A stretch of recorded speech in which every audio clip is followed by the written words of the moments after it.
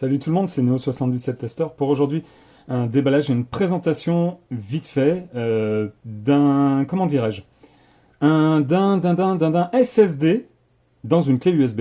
Oui, oui, d'un SSD dans une clé USB. J'ai trouvé ça sur Amazon.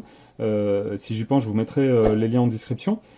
Mais c'est quelque chose qui est plutôt pas mal parce que moi qui travaille beaucoup, qui fait beaucoup de choses et qui utilise beaucoup de clés USB, et quand je copie, que je fais des sauvegardes de fichiers, par exemple chez des clients, quand je fais de la maintenance informatique et que je répare ou que je dois récupérer des fichiers ou que je dois copier des fichiers dessus, etc. Tout dépend le système informatique que le client, enfin ou que les personnes ont. S'ils sont pas équipés au moins du USB 2 ou USB 3, des fois les transferts de fichiers sur des gros fichiers, on va dire, ou plein de petits fichiers, c'est long, mais très très long, et c'était agaçant. Je me suis enfin décidé donc à chercher quelque chose d'un peu plus rapide. Alors vous allez me dire pourquoi tu prends pas un SSD portable? Oui, j'y ai pensé. J'en ai même un que j'utilise pour ça exactement, mais je voulais quelque chose d'encore plus petit. Voilà, donc j'ai trouvé ceci donc de la marque SanDisk, donc la SanDisk Extreme Pro, donc c'est USB. Alors elle est en USB 3.1. C'est marqué. Alors il y a un petit détail qui me pas qui me chiffonne mais qui m'interpelle, c'est que c'est marqué solide state flash drive et pas comment dire, et pas solid state drive, parce qu'un SSD normalement c'est solid state drive, et là c'est marqué quand même solid state flash drive. Après juste en dessous c'est marqué super fast SSD performance, donc on a des performances soi-disant d'un level, enfin au niveau d'un SSD haute performance. Alors j'ai pas mal de SSD dans ma tour. Alors je vous dirais franchement qu'ils vont quand même vachement plus vite que 400 mégas à la seconde pour la lecture et plus vite que 380 mégas en écriture. Donc là c'est ça qui m'interpelle un petit peu, à savoir si réellement dedans c'est un SSD ou si c'est une modification d'un, enfin je sais pas trop. Donc on va voir ce que ça donne. Je ferai des tests, je vous ferai peut-être un retour. Dites-moi justement dans les commentaires si vous êtes intéressé par des tests. Je peux faire des captures d'écran donc sur mon PC pour vous montrer des tests de copie de petits fichiers et des tailles de gros fichiers pour voir si ça vaut vraiment le coup et si c'est vraiment ultra rapide. Parce que si ça atteint vraiment... Alors, je pense pas que ça atteigne 420 mégas à la lecture et 380 en écriture, mais mettons que ça atteigne 300 mégabits à la seconde pour l'écriture et on va dire 350, 360 mégabits en lecture, franchement, c'est quelque chose de fantastique. Plus s'embêter à attendre 10 minutes, un quart d'heure pour copier 2-3 fichiers ou plein de petits fichiers, c'est quand même quelque chose qui est plutôt arrangeant quand on fait de la maintenance. Voilà, donc le petit tour du propriétaire, donc je vous ai déjà montré un petit peu. Donc la capacité, oui j'ai oublié de vous le dire, on a une capacité de 128 gigabits. Donc les débits théoriques, donc en lecture c'est 420 mégabits à la seconde, et en écriture les débits théoriques c'est 380 mégabits à la seconde. Donc pourquoi théorique? Parce que ça ce sont des relevés de mesure qui ont été faites dans les meilleures conditions possibles, c'est-à-dire que les ports USB c'est de l'USB 3.1. Donc là, ils mettent génération 1. Il faut savoir que maintenant, il y a d'autres générations qui sont sorties où les branchements sont même plus. Je crois que je crois que c'est comme l'USB Type C en fait. Maintenant, au niveau des branchements, on commence à avoir des tours équipés d'USB Type C pour les nouvelles générations en fait d'USB. Et ça commence à arriver, voilà. Donc les prises USB-A, je pense qu'il y en aura toujours, mais après d'ici quelques années, je pense que ça va commencer un petit peu à disparaître d'ici quelques années. Donc le tour du propriétaire comme d'hab, donc là je vous ai déjà montré un petit peu le devant, là on voit ici c'est marqué Store More Faster, voilà, la marque SanDisk, hein, voilà. Donc alors là il n'y a pas de côté, hein, effectivement on voit juste que là en fait au niveau de la prise c'est du bleu, donc c'est bien du USB 3.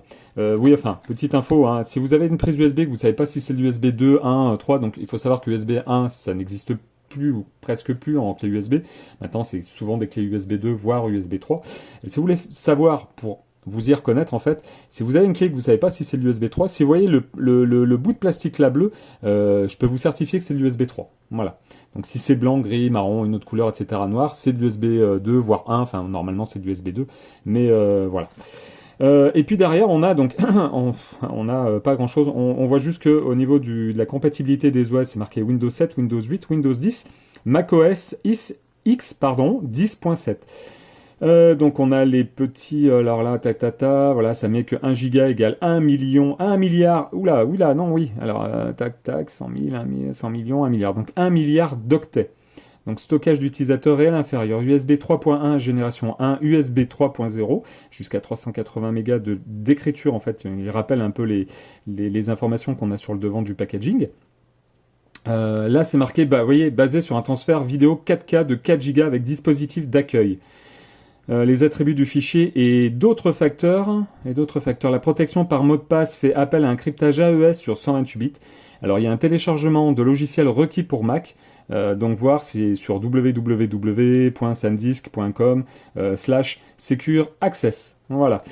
On a fait le tour du propriétaire. On va passer au déballage. Donc là, il y a une petite, ici, hop, une petite information pour ouvrir le paquet. Si, alors juste un petit truc, on voit ici qu'il y a une application, c'est marqué inclus Rescue Pro Deluxe.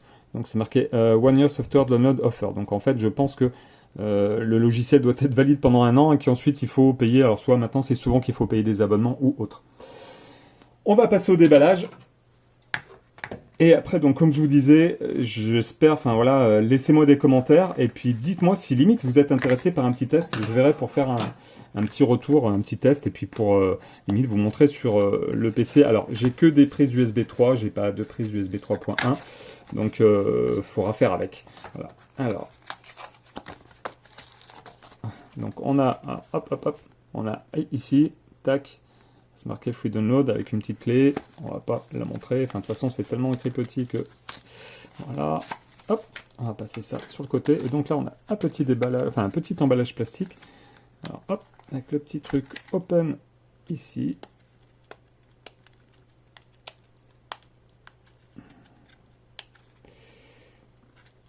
Voilà. Voilà. Tac. Donc, on a vraiment une clé USB. Voilà, je peux le dire, on a vraiment une clé USB. Je sais pas. Alors si, je vais vous montrer un petit peu. Prendre ma boîte à outils avec où il y a pas mal de clés USB de toutes les tailles. Hop. Alors je sais pas si vous connaissez ce type de clé USB. On va sortir ce type de clé USB. On va sortir ce type de clé USB.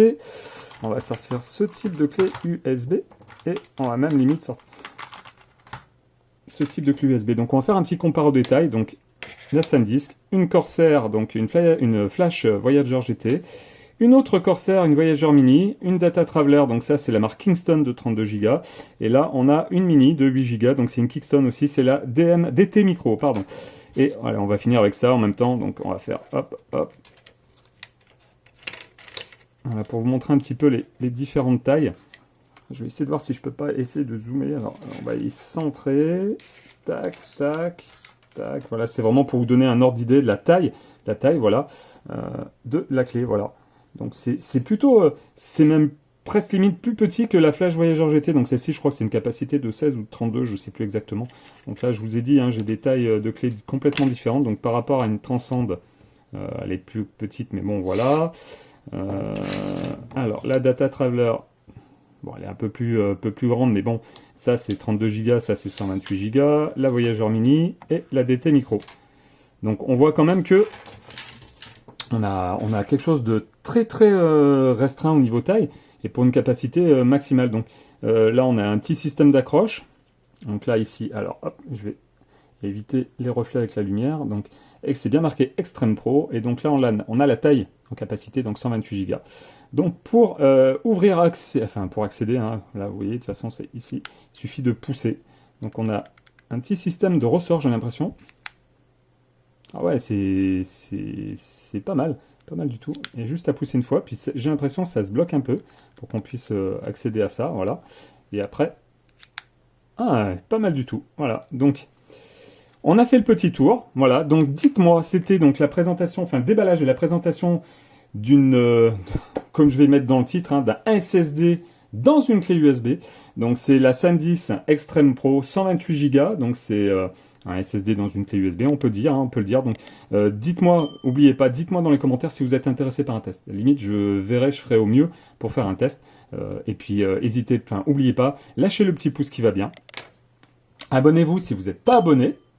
Et partagez surtout vos réseaux sociaux. C'est comme ça que je réussirai peut-être un jour à me faire connaître. Voilà, bon, je vous dis à très bientôt pour une prochaine vidéo.